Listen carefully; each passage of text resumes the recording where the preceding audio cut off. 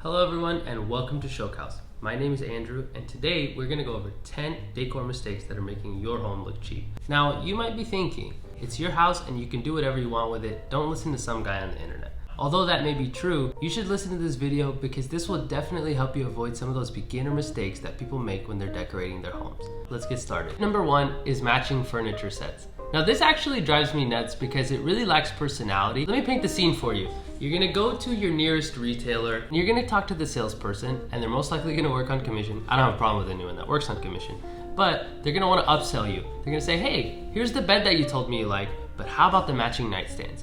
And while we have the matching nightstand, let's talk about the matching dresser as well. This is gonna really tie in the space and you're gonna have everything match. You want to have things not match. You want your furniture to be cousins, but you don't want them to be twins. So you do want to match the tonality of the wood and the styles, but you don't want them to look like they came from the same exact set because that's really going to lack personality. This is a great opportunity as well for you to mix old with new. So if you're getting a new bed set, maybe match it with some vintage dressers that are in the same color category or at least the same style. If you're getting a new sofa, instead of getting a set, maybe consider switching out the accent chairs for a different fabric or even a different material. Since we're on the subject of sofas and bedding, this brings me to number two, and that's just too many pillows.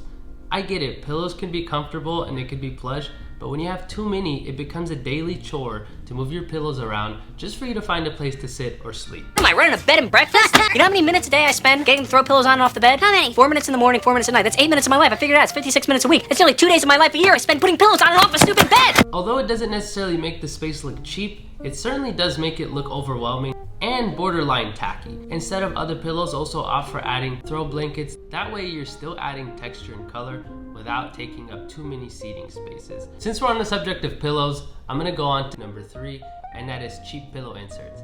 Take a look at the pillows right there. In the last tip, I had them flat.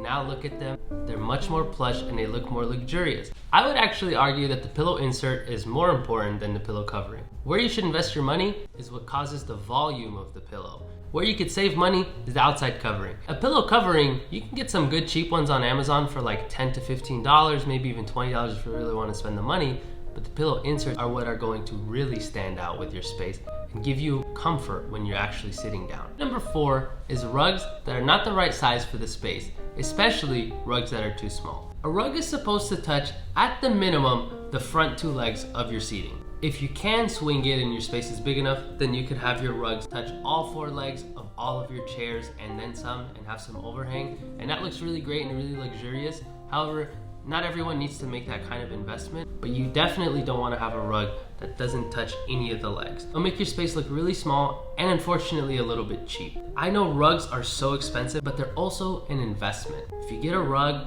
and you take care of it, it can last you a very long time. Bonus tip is make sure that the orientation is correct. It should be parallel to your primary seating, but not perpendicular. You want it to come out about a foot from each side of your primary seating, and having the wrong orientation where it's perpendicular to the primary seating will awkwardly elongate the seating area. Number five is one that I can't believe that I still see, and that is text art. Now you might be thinking, what's the problem with text art and why wouldn't I decorate with it? Well, you see, true design, a truly beautiful space, is meant to leave room for the exploration, not to literally tell you exactly how to feel. For example, if you live by the beach and you want to have a coastal themed home, you want to give the vibe that you live by the beach, but you don't want to announce that you live by the beach. And have a sign that says beach. And I've seen that a lot, by the way. You want to have elements of the beach. You want to have maybe a jute rug that matches the texture of sand, or teal blues or deep blues that match the color of water. What you don't want to do is start having seashells and fish sculptures and say, oh my God, look, I live by the beach. What you're really doing is having a theme at your home. And a home is not supposed to be a theme, it's supposed to be a vibe. There certainly are a time and place for word art, like a party. If you're having like a 30th birthday party and you want to have a sign that says Dirty 30 or whatever you're into. Or at your party, you want to have a sign that says shots with some shots underneath, because that's meant to be fun and taken lightly. I wouldn't do it in the context of an everyday living space. We'll get back to the rest of the video very soon, but I wanted to pause for a quick interruption. Many of you don't know this, but I am not yet monetized on YouTube. Now I could go over the YouTube algorithm, but the simplest way you can help me get there is for you to just like, subscribe, comment, and share this video with people that you think might find this useful. Once I am monetized, then I'll be able to make even more videos for you, and I'll be able to post even more frequently. So I would really appreciate your support, and I thank you for watching this far in the video. Now back to the rest of the video. The next decor mistake is all white furniture. All white furniture is not a realistic design choice for most people unless you have the money to either replace that sofa every week or you want to clean it every week. But it does require a lot of upkeep. I know there's a lot of performance material out there and they are very good at protecting you against spills and things of that sort, but there is general dirt that accumulates over time that can be hard to spot, and you're gonna have to clean your sofa very often. Can it look nice? Absolutely, but it also does lack a little bit of dimension. And if you have an all white sofa and then you have all beige pillows and there's no contrast in between, it also doesn't really look nice as well. I get the idea of wanting to have a bright and uplifting space, and if that's you, don't let me change your mind. But I do think it's something that will date your home in a few years, and people are already transitioning out of that all white furniture and implementing a little bit more color into their spaces. Number 7 is being too obsessed with trends. I think as people, we look at these inspirational photos, whether it be on social media or Pinterest or what have you, and we feel like we always have a need to compete. But what I'll tell you is that you don't.